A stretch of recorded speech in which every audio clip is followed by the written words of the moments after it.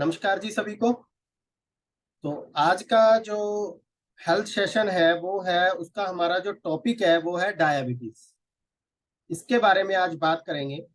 हमारी जो टैगलाइन है हेल्दी फैमिली हैप्पी फैमिली, हमारा ये मकसद है, अगर हमारे घर के लोगों की जो हेल्थ है वो अच्छी रहेगी तो वो खुश भी अपने आप रहेंगे।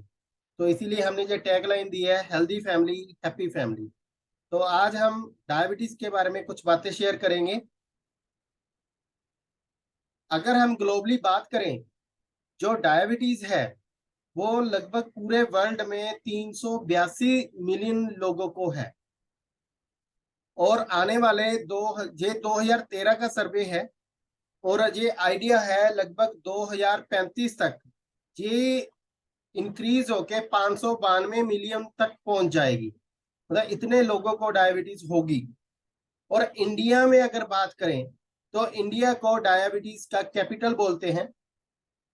2015 का जो सर्वे हुआ था उसमें 69.2 मिलियन लोगों को डायबिटीज थी। और जो आने वाला 2030 है तब तक 98 मिलियन लोगों को डायबिटीज हो चुकी होगी। तो कहने का मतलब इंडिया में डायबिटीज बहुत फैल रही है। तो इसको हम कैसे मतलब इसका कैसे ख्याल रख सकते हैं, तो इसके बारे में आज बात करेंगे। तो सबसे पहले हमें ये पता होना चाहिए डायबिटीज होती क्या है। डायबिटीज बेसिकली क्या है, मेटाबॉलिज्म का डिसऑर्डर है। अगर हम सिंपल शब्दों में समझें, हम जो भी खाना खाते हैं वो सारा फूड है जो वो ग्लूकोज में कन्वर्ट होता है। और हमारे शरीर को काम करने के लिए, हम कोई भी काम करते हैं उसके लिए एनर्जी चाहिए होती है, वो ग्लूकोज आगे एनर्जी में कन्वर्ट होता है। तो हमें इस प्रोसेस में एक ग्लूकोज को एनर्जी में जब कन्वर्ट होना होता है, सेल के अंदर ले जाने के लिए इंसुलिन की जरूरत होती है। वही इंसुलिन अगर कम ज्यादा हो जाए तो वहां पे डायबिटीज होती है। तो इसको आगे हम बात करते हैं डायबिटीज कब होती है। अगर हमारे ब्लड में जो ग्लूकोज का लेवल है वो 70 से 110 तक रहता है फास्टिंग में, मतलब खाने से पहले, तो ये नॉर्मल है। अगर खाने के बाद ये ग्लूकोज लेवल 120 से 140 तक रहता है तो ये भी नॉर्मल है। मतलब हम जब टेस्ट करवाते हैं, अगर बिफोर फास्टिंग आफ्टर फास्टिंग मतलब आफ्टर मील, तो ये रेंज रहनी चाहिए। अगर इस रेंज से ऊपर है या नीचे है फिर हम बोलेंगे ये एबनॉर्मल है, हमारे ब्लड में शुगर लेवल ज्यादा हो गया या कम हो गया। अगर ज्यादा हो गया इसको हाइपरग्लाइसीमिया बोलते हैं, अगर कम हो गया तो हाइपोग्लाइसीमिया बोलते हैं। तो डायबिटीज मेनली जो दो टाइप सबसे ज्यादा इंपॉर्टेंट है, टाइप 1 डायबिटीज होती है और टाइप 2 डायबिटीज होती है। तो इसके बारे में हम आज डिटेल में बात करेंगे। पहले बात करेंगे टाइप 1 डायबिटीज क्या होती है। टाइप 1 डायबिटीज है जो ज्यादातर बच्चों को होती है या अडल्ट को होती है।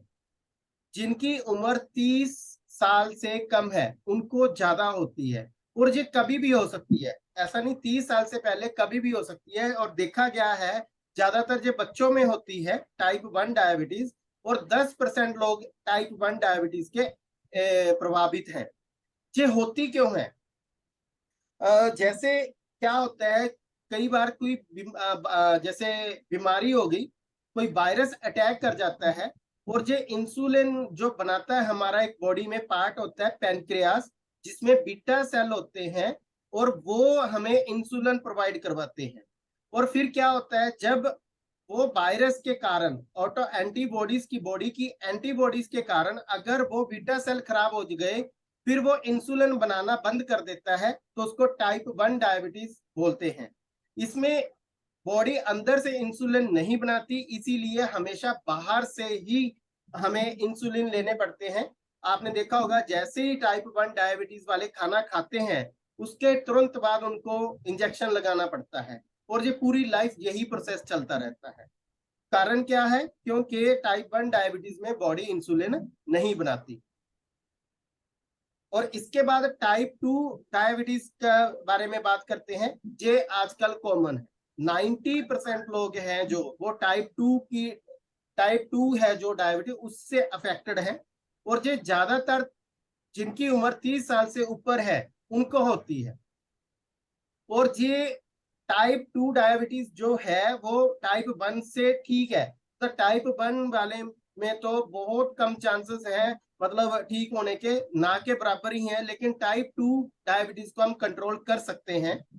जो टाइप 2 डायबिटीज है इसमें होता क्या है, बॉडी को जितना इंसुलिन चाहिए ग्लूकोज को एनर्जी में कन्वर्ट करने के लिए उतना नहीं प्रोड्यूस हो पाता, या किसी कारण जो इंसुलिन है वो काम नहीं करते।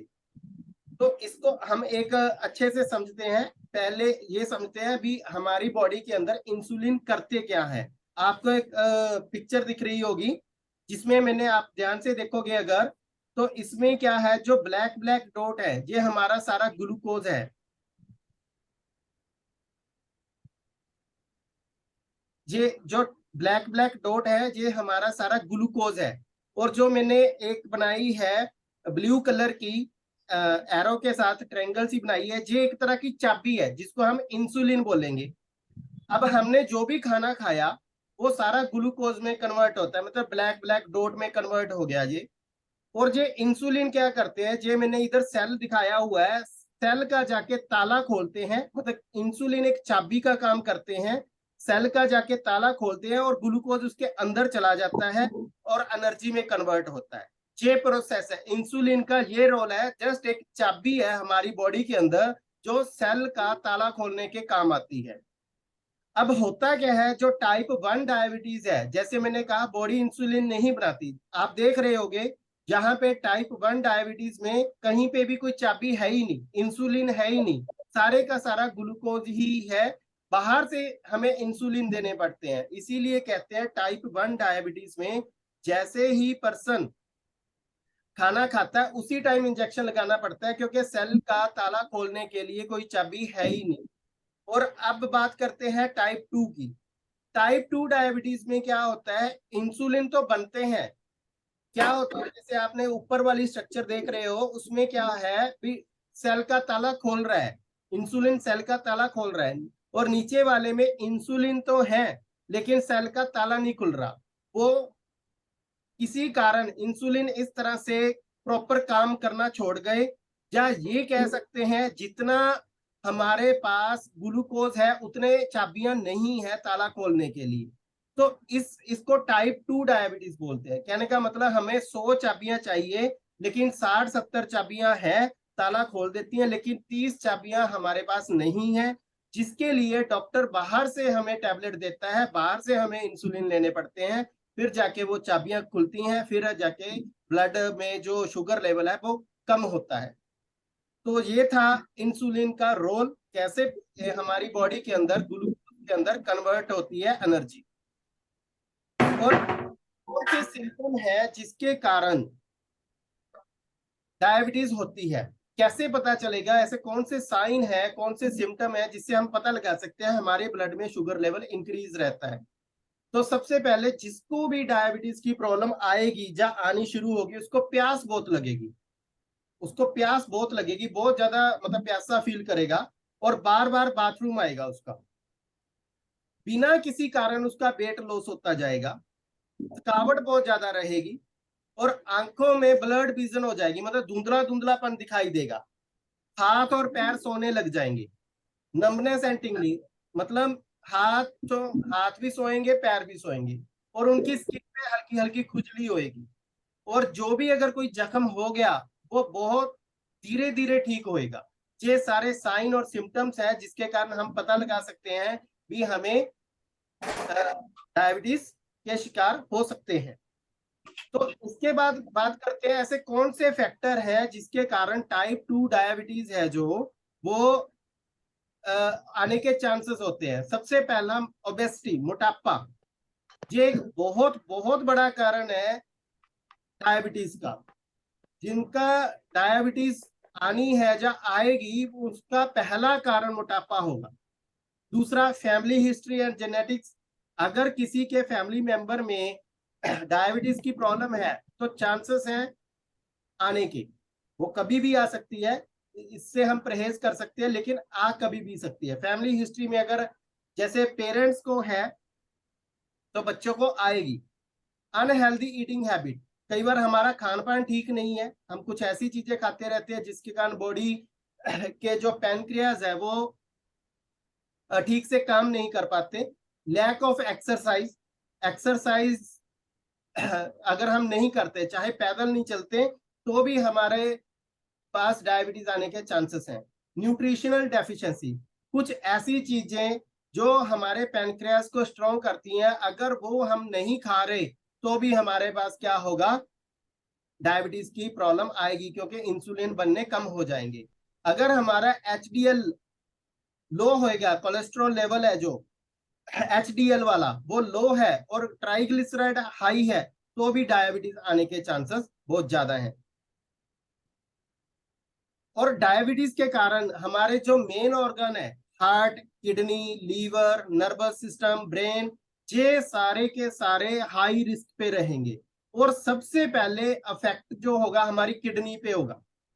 अगर किसी को लीवर डायबिटीज की प्रॉब्लम आएगी, वो हमारी बॉडी का सबसे पहले किडनी खराब करेगी, उसके बाद हार्ट को खराब करेगा। ये दोनों ऑर्गन बहुत बहुत जल्दी खराब होंगे जिनको डायबिटीज है। अब हम कुछ बातें वो बात करेंगे जिसके कारण हम अपने ब्लड के अंदर शुगर लेवल को हेल्दी रख सकते हैं। तो वो है, हमें अपनी डाइट में फाइबर लेना चाहिए, जैसे खीरा हो गया, टमाटर हो गया, गाजर हो गई, ये चीजें मतलब बहुत ज्यादा मात्रा में लेनी चाहिए। Focus on seasonal fruit and vegetable, जो भी रुत के हिसाब से फ्रूट्स या वेजिटेबल्स आ रही हैं उसको डेली रूटीन में खाना होगा। Start a day with breakfast with high quality of fat and protein. जिनको डायबिटीज है उनको कभी भी अपना ब्रेकफास्ट मिस नहीं करना चाहिए, और ब्रेकफास्ट भी ऐसा होना चाहिए जिसमें 60% कम्प्लेक्स कार्बोहाइड्रेट होने चाहिए, 30% प्रोटीन होना चाहिए और 10% फैट होनी चाहिए। एक्सरसाइज उनको रेगुलर करनी चाहिए। देखा होगा आपने भी, जिन लोगों को डायबिटीज है वो हमेशा मॉर्निंग वॉक पे जाते हैं, और जो जाते हैं उनके लिए एक तरह का एक गोली का काम करती है एक्सरसाइज। जो भी हम एक्सरसाइज कर ली और गोली ले ली इंसुलिन वाली, वो एक बराबर है, इतना मतलब एक डोज का काम करती है एक्सरसाइज। हर्बल एक्सट्रैक्ट, हमारे किचन में जो हर्बल चीजें होती हैं जैसे अदरक हो गया, दालचीनी होगी, फंगरीक हो गया, ये सारी चीजें हमारी लिए बहुत अच्छी हैं। Choose complex carbohydrate instead of simple carbohydrate. हमें सिंपल कार्बोहाइड्रेट जैसे चीनी होगी, साबूदाना हो गया, मिल्क हो गया, दूध हो गया, दूध से बने प्रोडक्ट हो गए, ये कम करने चाहिए। कम्प्लेक्स कार्बोहाइड्रेट ज्यादा खाने चाहिए, जैसे दाल होगी, ज्वार का आटा हो गया, बेसन हो गया, बाजरे का आटा हो गया, फ्रूट्स हो गए, वेजिटेबल्स हो गए, ये ज्यादा करने चाहिए क्योंकि जी इनमें कम्प्लेक्स कार्बोहाइड्रेट होता है। इससे क्या होगा, इससे हमारे ब्लड के अंदर शुगर लेवल एकदम से इंक्रीज नहीं होगा। रेगुलर चेकअप करवाना चाहिए डॉक्टर से। हमारी बॉडी के अंदर कोलेस्ट्रॉल ज्यादा नहीं बढ़ना चाहिए, और अगर हम 2 या 3 टाइम खाते हैं उतना खाना ही हमें 5-6 टाइम में कर लेना चाहिए। मतलब क्या करना है, अगर हम पूरे दिन में 2 टाइम में 3-3 रोटी खाते हैं, 6 रोटी खाते हैं, उसको 4 टाइम में कर लीजिए। इससे क्या होगा, ब्लड में जो शुगर लेवल है इंक्रीज नहीं होगा। ये डायबिटीज ट्रीटेबल तो है बट क्यूरेबल नहीं है, मतलब हम इसको ट्रीट तो कर सकते हैं लेकिन इसको ठीक नहीं कर सकते जिनको डायबिटीज होगी। अगर हम कहें एक बार भी पैनक्रियास पूरी तरह से खत्म हो गया, जैसे टाइप 1 डायबिटीज है, वो ठीक नहीं, बहुत कम चांसेस है, बहुत बहुत कम चांसेस है। प्रिवेंट कर सकते हैं मोटापे में, अगर हमें मोटापा है, मोटापे को कम करके हम अपनी डायबिटीज को डिले कर सकते हैं, कंट्रोल कर सकते हैं डायबिटीज को डाइट और एक्सरसाइज के साथ। और टेस्ट के साथ भी हम इसका ध्यान रख सकते हैं, भी हम रेगुलर टेस्ट करवाते रहें। कुछ टेस्ट होते हैं एकदम से हमें बॉडी के अंदर ब्लड शुगर पता चलती है, एक होती है रैंडम टेस्ट होता है, एक HbA1c होता है टेस्ट जिसमें पिछले 3 महीने का पता चल जाता है हमारा शुगर लेवल कैसा है। ये टेस्ट रेगुलर बेसिस पे करवाने चाहिए जिनकी फैमिली हिस्ट्री में डायबिटीज की प्रॉब्लम है।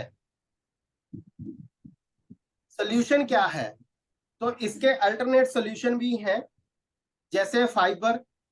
फाइबर मैंने पीछे बताया था ज्यादा अमाउंट में लेना चाहिए, जैसे गाजर हो गया, टमाटर, खीरा, वाटरमेलन, पपाया, स्ट्रॉबेरी, ये चीजें हमारी डाइट में ऐड करनी चाहिए।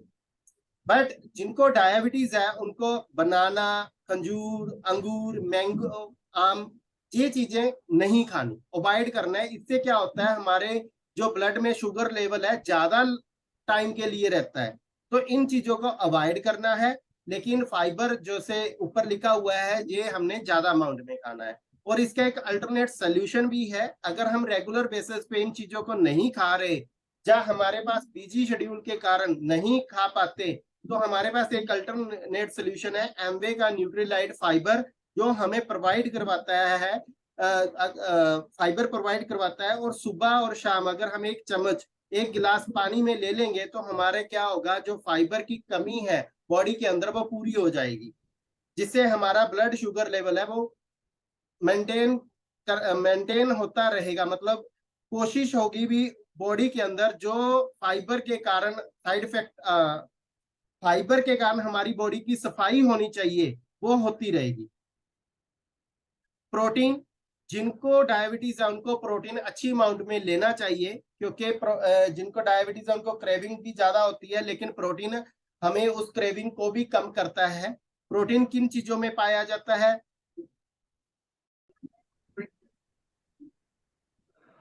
सॉरी, वो नेटवर्क इशू आ गया था।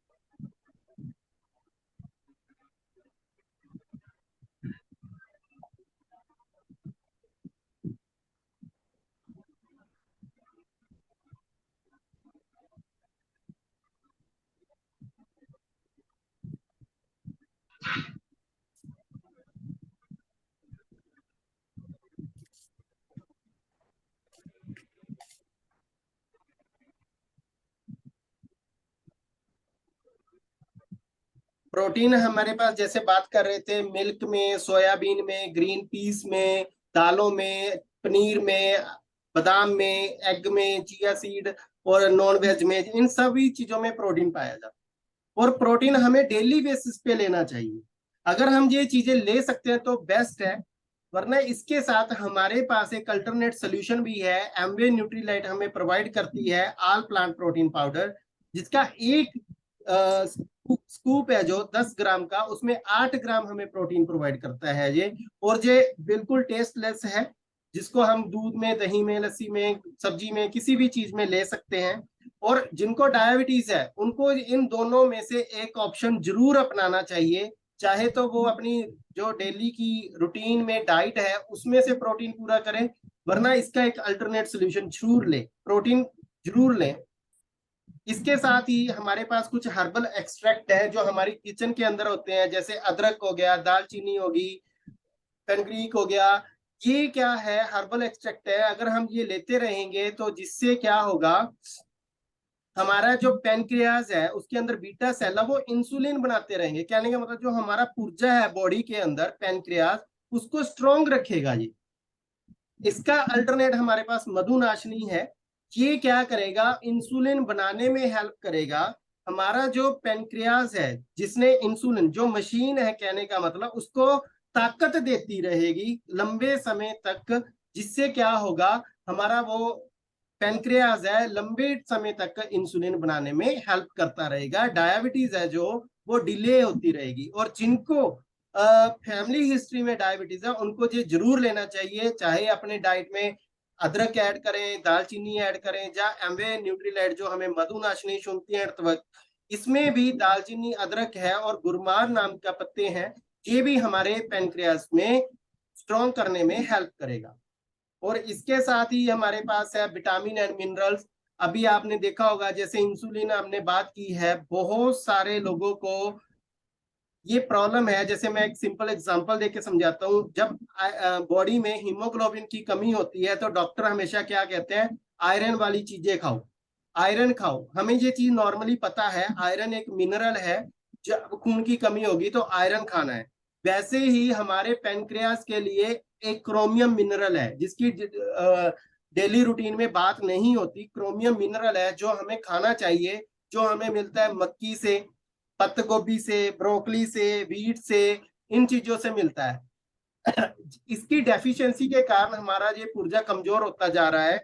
या तो हमें डेली बेसिस पे 5-6 तरह के अलग अलग कलर के फ्रूट वेजिटेबल खाने चाहिए, से हमारा विटामिन और मिनरल बॉडी के अंदर पूरे होते रहें।